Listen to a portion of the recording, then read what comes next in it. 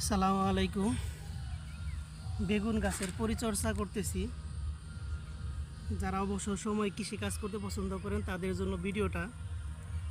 বেগুন গাছে আমরা একটা রিং করলাম। রিং করার পরে কিছু সার দিয়ে মাটি দিয়ে ঢেকে দিচ্ছি, যেন বেগুন গাছের যখন শিকড় জন্মাবে তখন সরাসরি যেন এই শিকড়ে খাবার পায়, এই জন্য একটা রিং করলাম।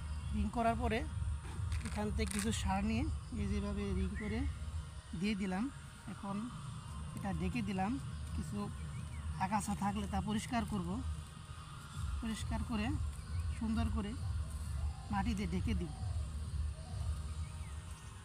এভাবে যদি আমরা বেগুন গাছের গোড়ায় জৈব সার অথবা কীটনাশক সার ব্যবহার করে থাকি, তাহলে বেগুনের ফলন ভালো হবে, আপনার বেগুনের ওজন ভালো হবে এবং প্রচুর পরিমাণে জৈব সার দেওয়া হবে। জমিতে প্রচুর পরিমাণে জৈব সার দেওয়া রাখছি, যাতে বেগুন গাছ যখন শিকড়গুলো জন্মাবে তখন যেন শিকড়ে খাবার পায়।